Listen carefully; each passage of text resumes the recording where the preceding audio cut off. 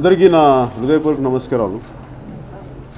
Cinema ముందు తర్వాత రోజు తర్వాత ఇంటరాక్ట్ అవుదాం అనుకున్నాను, కానీ ఇక ముందే ఇంటరాక్ట్ అవ్వాల్సి వచ్చింది. దానికి కారణం అసలు ఈ ఆడియో ఫంక్షన్ నిన్న దాకా చెయ్యాలా వద్దా అనేది కొన్ని ఇష్యూస్ ఉన్నాయి మాకు. దానికి మేజర్ కన్సర్న్స్ అంటే ఏంటంటే, మేము అప్లై చేసినప్పుడు పోలీస్ డిపార్ట్మెంట్ చాలా కన్సర్న్స్ రైజ్ చేశారు. ఇట్లా అంటే గతంలో మిగతా ఫిల్మ్ ఫంక్షన్స్ కానీ, అలాగే గోపాల సినిమాలో ఈ స్టాబింగ్ ఇన్సిడెంట్ కానీ వీటన్నిటి దృష్టిలో ఆలోచించి హోటల్లో చేయబోతుంటే మాకు హోటల్ నుంచి పర్మిషన్ తీసుకున్నా కానీ డిపార్ట్మెంట్ కొన్ని సెక్యూరిటీ కన్సర్న్స్ రైజ్ చేశారు. సో వాళ్ళు చెప్పిన లాట్ ఆఫ్ ఫారెన్ డెలిగేట్స్ ఉంటారు, ఎన్ని ఇష్యూస్ ఉన్నాయి, మీరు అసలు ఇక్కడ కాకుండా వేరే వెన్యూ ట్రై చేస్తారని చెప్తే మేము అది కూడా ట్రై చేసాం. బేసిక్గా నేను ఆఖరి వ్యక్తిని అవుతాను. మామూలుగా ఏదైనా పబ్లిక్ ఫంక్షన్స్ చేయాలంటే కూడా నేను చాలా 10 సార్లు ఆలోచిస్తాం. ఎందుకంటే వచ్చే అతిథులకి కానీ అభిమానులకి కానీ ఎవరికైనా దెబ్బలు తగులుతాయా, వాళ్ళకి సేఫ్గా ఇంటికి వెళ్ళాలని ఆలోచించేవాడిని. అన్నీ ఆలోచించినా కానీ మాకు ఈ సమస్యలు వచ్చినాయి. సో ప్రొడ్యూసర్ శరత్ మరార్ గారు కూడా పర్సనల్గా వ్యక్తిగతంగా ఆయనే వెళ్ళి పోలీస్ డిపార్ట్మెంట్కి ఆయన చెప్పారు, ఇవి చేయబోతున్నాం అని చెప్పి. సో నేను ఈ సందర్భంగా నేను ప్రెస్ మీట్ని దేనికి చెప్పబోతున్నాను అంటే, ముఖ్యంగా వచ్చే అభిమానులందరికీ వీళ్ళకి దయచేసి పాసులు లేని వాళ్ళు ఎవరు గుమిగూడొద్దు అక్కడ ఆ హోటల్లో. దయచేసి పాసులు ఉన్న వాళ్ళే లోపలికి రండి. పాస్ లేని వాళ్ళు దయచేసి మీ ఇళ్లలో కానీ మీకున్న మీ టీవీలో చూసుకోమని నా విన్నపం. ఎందుకంటే మీరు గుమిగూడితే అక్కడికి వచ్చే అసాంఘిక శక్తులకి వాళ్ళకి ఆ స్టాబింగ్ ఇన్సిడెంట్ లాగా జరుగుతాయి అన్నదే పోలీస్ కన్సర్న్స్ ఉన్నాయి. సో అలాంటి ఏదన్నా రాకుండా జరగకుండా ఓన్లీ పాసెస్ ఉన్న వాళ్ళే లోపలికి రావాలి. మిగతా వాళ్ళు దయచేసి టీవీలోనే చూడండి. ఇది ప్రత్యేకించి వాళ్ళకి నా విన్నపం. అలాగే నిన్నదాకా జరుగుద్దా లేదా అసలు అంటే ఒక పాయింట్ ఆఫ్ టైంలో నేను మరి ఇన్ని సెక్యూరిటీ కన్సర్న్స్ ఉన్నప్పుడు అసలు క్యాన్సిల్ చేసేయమని చెప్పాను ఫంక్షన్ కూడా. ఇంకా మామూలుగా ఏదో ఇట్లా ప్రెస్ మీట్లో ఆడియో రిలీజ్ చేసేద్దాం అనే స్థాయికి కూడా వచ్చాను. కాకపోతే నేను అన్ని శరత్ మరార్ గారు చేసిన విధానాలు ఇవన్నీ, ముఖ్యంగా సిపి అనురాగ్ శర్మ గారు వారు ఇచ్చిన సహకారం కానీ, అలాగే డీసీపీ కార్తికేయ గారు, మాదాపూర్ సిఐ గారికి, జుబ్లీ సిఐ గారికి ప్రత్యేకించిన కృతజ్ఞతలు.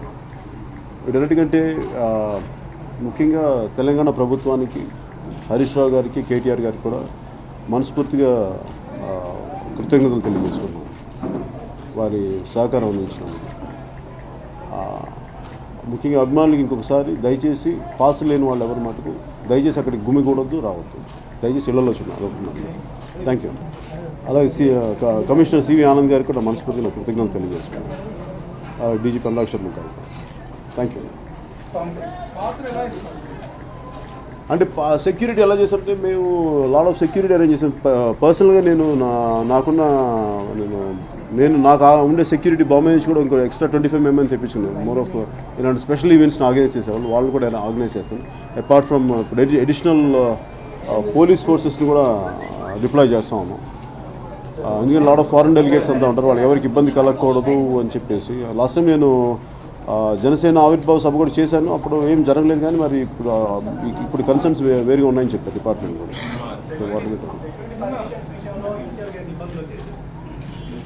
ఇబ్బందులు ఏం రాలేదండి, ఓన్లీ మోర్ ఆఫ్ కన్సర్న్సే. ఇబ్బందులు అంటే ఏం లేదు. అంటే మెయిన్ వాళ్ళ ఉద్దేశంలో, డిపార్ట్మెంట్ ఉద్దేశంలో ఫారెన్ డెలిగేట్స్ చాలామంది ఉన్నారు. ఏదన్నా జరిగితే, అది ఒక అంటువర్డ్ ఇన్సిడెంట్ జరిగితే ఏదైనా మళ్ళీ ఇంటర్నేషనల్ అన్వాంటెడ్ బ్లాచ్ అవుతుంది అని చెప్పి అదొకటి కన్సర్న్ రైజ్ చేశారు, which I agree with that.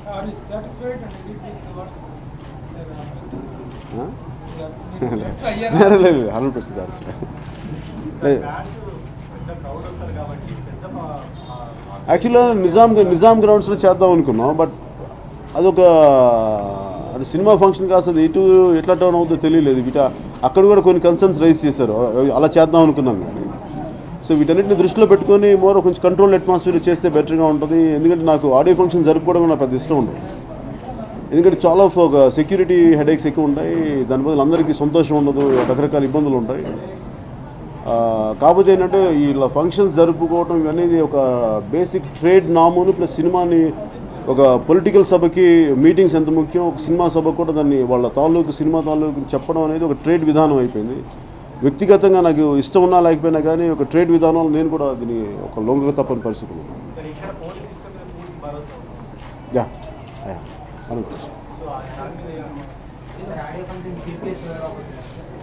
Chiranjeevi గారిని ఇన్వైట్ చేశారండి.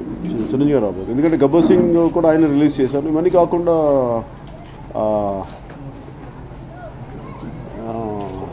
మేజర్గా నేను అనుకుంటే జానీ తర్వాత నేను ఫుల్ ఫ్లెజ్ స్క్రిప్ట్ రాయలేదు.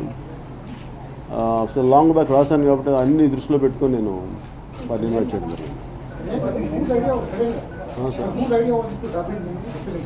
అంటే కథ దృష్ట్యా ఇది మోర్ ఆఫ్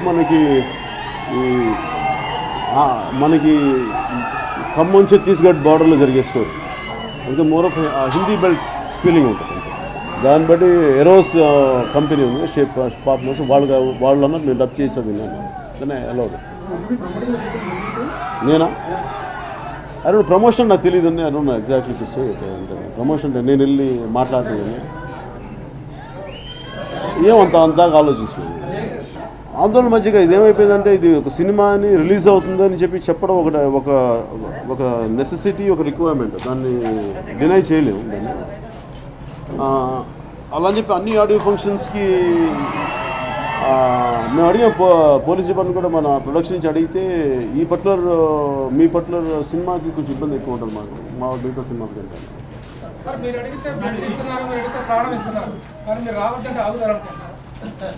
అవుతారు ఇది ప్రేమతో చెప్తాను. ఇప్పుడు వాళ్ళకి ఇంటికి ఏదైనా దెబ్బలు తగిలి ఇంటికి వెళ్తే బాధ నాకే ఉంటుంది. అందుకని ఆ ఉద్దేశం వాళ్ళకి తెలుసు కదా, అందుకని ఆగుతారని నేను ఖచ్చితంగా అదొక కాంప్లికేటెడ్ ప్రాసెస్ సార్. మీరు మొన్న చూశారు కదా, మీరు విన్నారో లేదో తెలియదు, గోపాల ఫంక్షన్లో కూడా ఒక స్టాబింగ్ ఇన్సిడెంట్ అయింది. ఎవరో రౌడీ షీటర్స్, పిక్ పాకెటర్స్ ఎవరు చేశారని అన్నారు ఆ టైంలో. అలాంటి జరిగే అవకాశాలు ఏం గ్రూప్ ఆఫ్ పీపుల్ డెఫినెట్గా పిక్ పాకెటింగ్ ఇవన్నీ ఉంటాయి. అండ్ ఆల్సో లేదండి, పోలీస్ నుంచి వచ్చింది. నాకు అంత తెలియదు. నాకు ఇక్కడ అవును స్ట్రాటజీ ఇట్స్ మోర్ ఆఫ్ మా హిందీ పార్ట్నర్స్ ఎరోస్ చూస్తున్నారు, వాళ్ళు చూస్తున్నారు.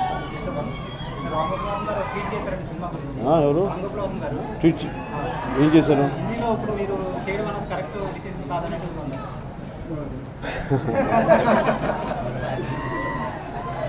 నాకు ఆయన ట్వీట్స్ నాకు ఎప్పుడో చదువుతూ ఉంటాను నేను కూడా. ఆయన ఒపీనియన్ నేను గౌరవిస్తాను. అలా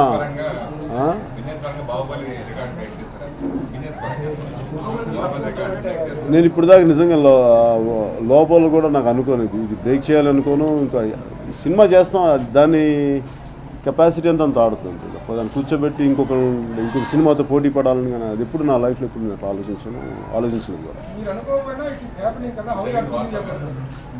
అది భగవంతుడు వదిలేస్తాను నాకు సంబంధం.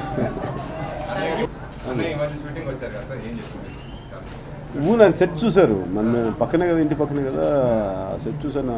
బట్ రియలిస్టిక్గా ఉంది, బాగుందని మిగతా మామూలు సరదాగా మాట్లాడుతున్నాను. నేను డబ్బింగ్ నేను చెప్పండి, ఇంకో నాలాంటి వాయిస్ ఏదో ఉందో వాళ్ళ చేత చెప్పిస్తాను. లేదు నేను పాడలేదు, నాకు అంత గ్రిప్ లేదు హిందీ. సినిమా నా నష్టాల గురికి నిలబడాలి కదా, మరి అంత ఖర్చు పెట్టాం. అట్లాగే అంటే అట్లా సినిమాగానే తీసాను తప్ప పొలిటికల్గా జర్నీ చేశానని కానీ అట్లాగే ఆ దృష్టితో చేయలేదు. డైరెక్షన్ చేయను అన్న మొన్న చేయకపోవడం కథ వచ్చినప్పుడు ఉంటుందండి ఎవరితో నుంచి.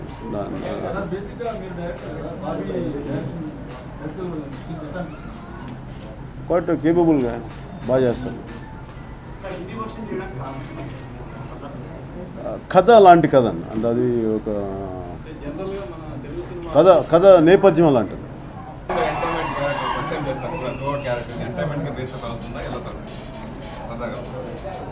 I think it will entertain.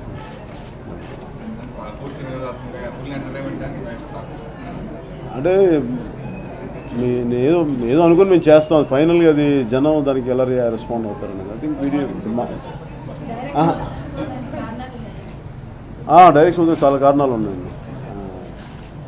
అది నేను ఒకటి నాకు లిమిటేషన్స్ వచ్చేస్తాయి డైరెక్షన్ చేయడం అంటే. నేను పుష్ చేసే దానికి చుట్టుపక్కల నాకు అంటే నేను ఒక సర్టన్ విజువల్ క్వాలిటీ ఉంటుంది, సర్టన్ విజన్ ఉంటుంది.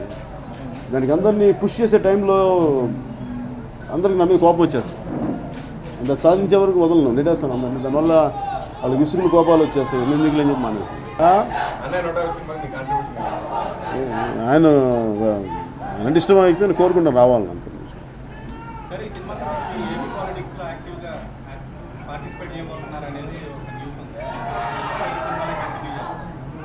అవును, సినిమా పరిస్థితి అంటే నాకు రైటింగ్ చాలా ఇష్టం. నాకు అసలు ఈవెన్ సినిమాలు వదిలేసినా కానీ అంటే ఇలా సినిమాలు పాలిటిక్స్ వల్ల వదిలేసామని కాదు, ఈవెన్ నా కరెక్ట్గా ఖుషి తర్వాత ఒక 4-5 హిట్స్ ఉంటే వదిలేసామండి.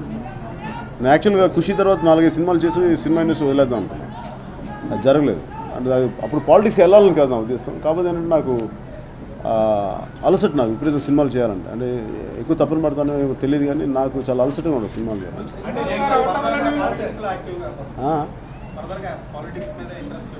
అట్లాగే లేదండి, జరగాలి, ఎలా జరుగుతుంది చూస్తాను. అంటే ప్రస్తుతం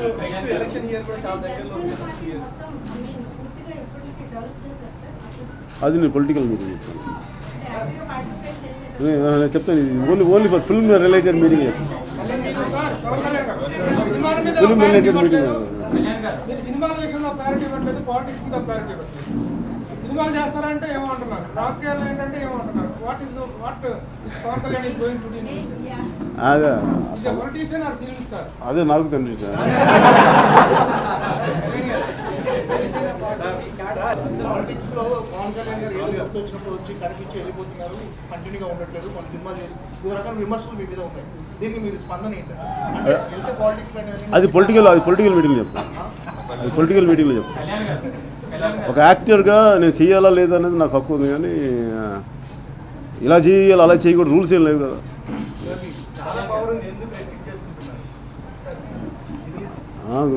ఏం సార్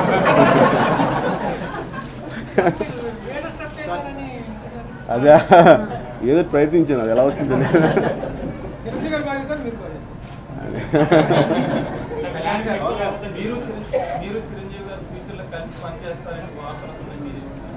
అది నేను ఆయనతో ఎప్పుడు యాక్ట్ చేయడానికి సిద్ధంగానే ఉంటాను. మీరు ఫిల్మ్ జర్నలిస్టా పొలిటికల్ జర్నలిస్టా? అలే అంటే అలాగే ఏంటండి మీరు ఆర్టిస్ట్ పొలిటీషియన్ లేదు, యాక్టింగ్. మేము పొలిటికల్ కంటే కూడా మేము ఇద్దరు సినిమాల పరంగా కలిసి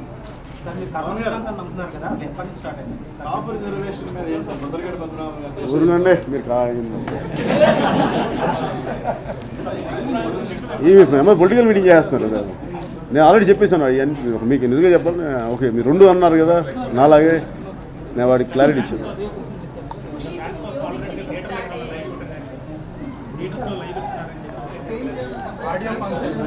ఇస్తున్నారా అట్లా లేదు. ఓ అట్లా జనసేనకి ఇచ్చినట్టు. సార్ ఒక విషయం sir, power star Pawan Kalyan అంటే it is span of 25 years అని కానీ కనీసం 100 ఫిలిమ్స్ అని కానీ ఆశిస్తుంటే మీరు 2-3 సినిమాల్లో నేను గురించి చెప్తున్నారు. How far it is good అని మంచి చెడు నాకు తెలియదు, కానీ రోజు గ్రూమింగ్ చేసుకొని చాలా అలసట. మీకు ఈ క్రేజ్ రావడానికి కారణం because you're a powerful and successful star. అలాంటిది నేను సినిమాలు వదిలేస్తున్నానని చెప్పడం వల్ల do you think that you are going to lose that charm?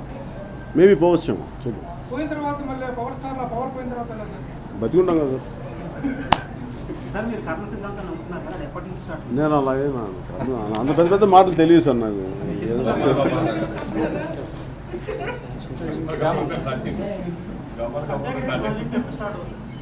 అది రియల్ లైఫ్లో చేద్దాం అనుకుంటున్నాను.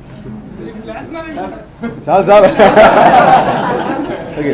అలాగే ముఖ్యంగా బయట ఉన్న నా అభిమానులందరికీ మీ గురించే మాట్లాడుతున్న పాస్ లేని వాళ్ళు దయచేసి అక్కడ రావచ్చు, మీరు ఉండండి. సేఫ్గా ఉండాలి, సేఫ్గా ఇంటికి వెళ్ళండి. పాస్ ఉన్న వాళ్ళకి దయచేసి థ్యాంక్ యూ అండ్ జై హింద్.